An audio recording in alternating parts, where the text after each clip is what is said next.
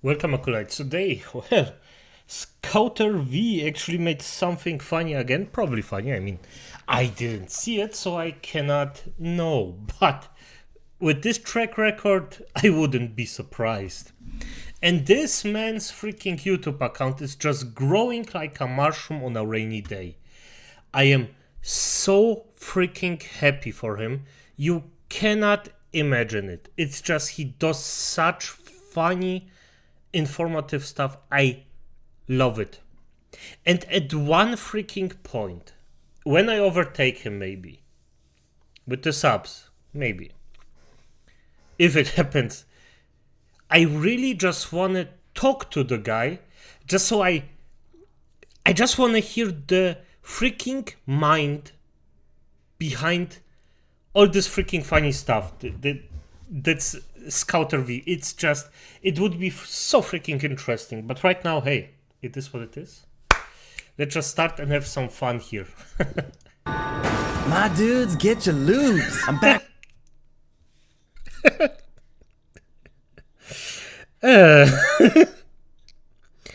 If I don't know the specific film that this is from, but I know that a phone cell is actually a time travel device.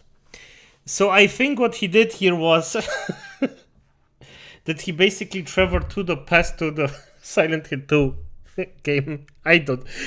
Or it was just funny as fuck. Back from a timeline where Dragon Age was taken over by some weirdos. My Okay, yep. God, it was horrible. I heard y'all got a Yep. Silent 2 remake here. There's no way Konami could mess us up, right? Oh, if you knew. Right? Dear God, who signed off on this? All right, hop in. Let's get into it. Silent Hill was a survival horror series that was published by Konami and released in 1999. It sold. And by the way, this was the first game where I actually felt a genuine fear. Not a lot, because I'm gonna be honest, I just do not fear things. I accept them as they are, and I was like that from when I was little. I don't know it differently. I was surprised that people are actually fearful for some things. But this game actually scared me. Not in a FNAF or jump scare kind of way, but this genuinely scared me. This freaking game. Sold over 2 million copies and helped create the standard for horror games alongside the Resident Evil series. A few years later, Silent Hill 2 was released on the PlayStation 2 and is considered to be the best game in the series by many Yep. people. When the Silent Hill 2 remake was announced, myself and the fans of this series could not have been more excited. However, watching the trailer, we immediately noticed a bunch of questionable changes. It shows freeze eyed.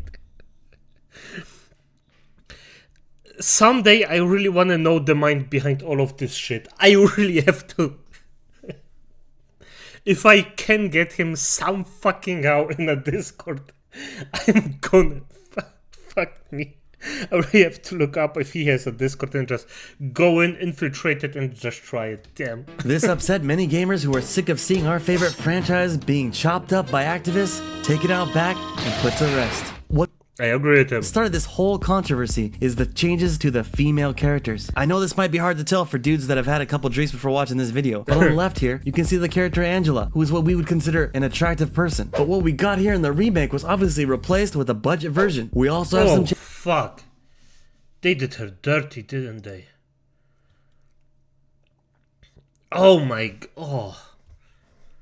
What is this? This looks like a parody of this person. Like, honestly, fuck. We also have some changes to Maria's iconic outfit here, and it blows my mind that in 2024, they deemed it necessary to cover up a damn belly button. And you might get some backlash pointing out any of these changes online. And as always, there are people defending this shit, but they're just... I'm gonna be honest, fuck those people. Even if, as I said, I stated this many times. I like it if a woman is dressed and you can unpack the present step by step. I prefer that. But I would never fucking ever defend those changes because it's stupid.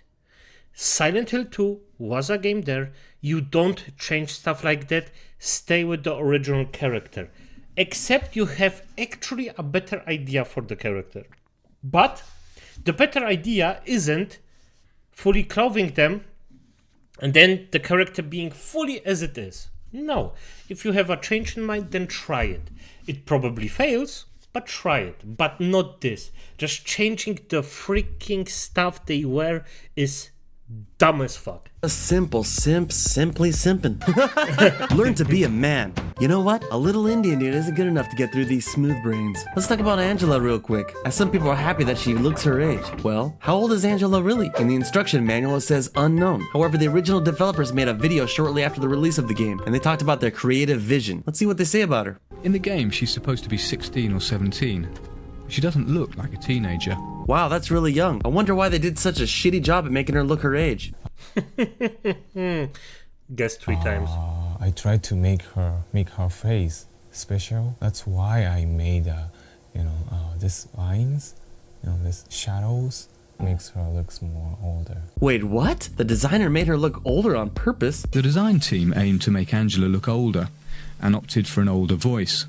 The actress playing Angela is about 40. That's crazy. Even the voice actor was 40? Look, I'm not gonna spoil the story for you, but violence in childhood has been linked to accelerated aging. This is how... Oh. Yes. But that he actually brought up this point, yes, it is. It's true, and especially you get that a lot of the times, or most cases that you know, probably is with women that actually use a kid's voice. That's trauma.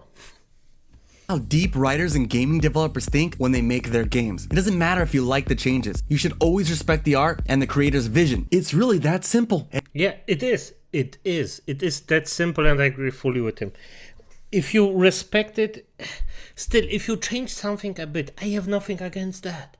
But do it in a smart way, not in a freaking lazy shit way. Anyways, now that the game is out, we can finally see how much the censorship has affected the game, and the lame decisions made to crack down the sexualization of female characters and sexual themes. They've even mocked people criticizing the censorship by adding in a cutscene where you can find the original dress for Maria in the game. She even picks it up and asks James if we think that she would look good wearing it. It's just so stupid. So what's going on here? Well, this remake was made by a company that specializes in horror games called Bloober Games. Now I'm just gonna go ahead and say it now. The game is well done, and it's fun to play. I have a few gripes with the dodging mechanic, camera, and of course the censorship, but overall, they did a great job. But this shit pisses me off. Okay, I didn't play it. I'm gonna be honest, because of the scare that, well, it gets shit. I don't wanna taint my memory of it. But if the gameplay is fine, it probably will make some bang for the buck. I'm also, well, I am not pissed off. I am really, really saddened by the fact that they changed this stuff. So how bad are these changes? Well, here's a scene that was changed from when you first meet Maria in the remake. She says she's real and touches James on the chest to show that she is warm. But in the original, it was actually reversed. She takes James's hand and places it on her chesticles. Yeah. Basically, touch man good, touch women bad, I guess. Yes, basically. And I mean, even this, it was also a scene that actually shown that Angela has the control all the time. She can do with him what she wants, that she has full control over him. It reflected way better exactly that feeling than the remake scene I just seen. Yes. And no, they didn't just stop there. They censored random posters in the strip club. It's a damn strip club. Hell, they even changed the whole damn ending. Check it out. If you didn't know, there are multiple endings for this game, and one of them showed a little bit of fan service.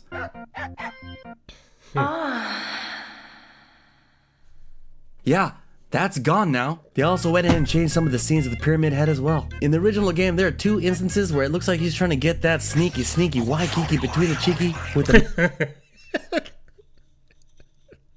mannequin enemies as seen here, but they decided to remove one and tone down the other. Also, just out of curiosity, I looked into what Pyramid was actually doing, and Ito Masahiro-san, who created these scenes in the original version, stated on Next in 2020 himself that he purposely built the motions of these creatures to look sexual, but it's not sexual, which is an interesting design choice. I mean, he's correct about that. I was shitless by that. But if it's not sexual, why was it changed? Well, the issue with Bloober Games is that they partnered with the company known as Hit Detection, which specializes in sensitivity consulting. And no, Oh, you know what we need? How was he called? I really have to look this one up. Give me. I got it. Cabrutus. But Cabrutus is actually already on it, and he, Sweet Baby Ink detected, he actually didn't make a separate site for the other walk firms. He just included them. Wait, let me show it, because I had to just quickly search it up. Yes, I didn't join it, but I have to. Died, as you can see, sign here, nicht empfohlen. That means you shouldn't buy it. Involved with Hit Detection LLC. So, Sweet Baby Ink detected on Steam. I really have to do it at one point. Irrelevant. Good. This is not something you pay extra for at a massage parlor. Basically, what this company does is take something awesome and simply just make it worse. I'm just so sick of this crap being injected into all of our games. Rise up, dudes. This is a damn horror game. It's rated M for mature because... Rise up, it's and then the little shits from... It's...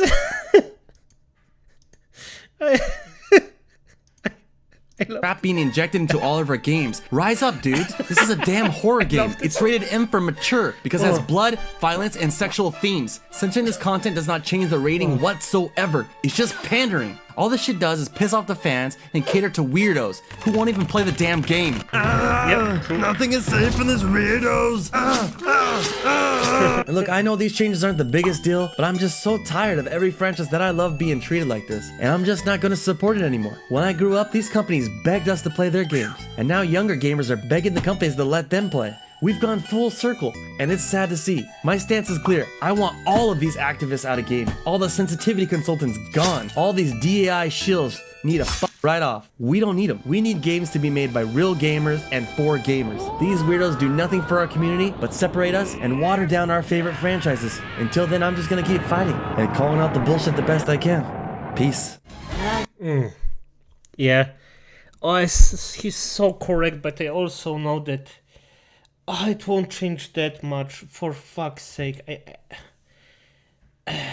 Yeah, the pendulum is actually swinging, but it's just swinging because we actually voted with our wallets most of the time.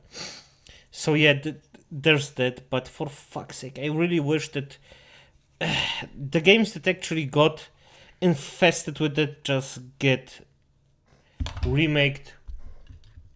But, well, this is just a dream. But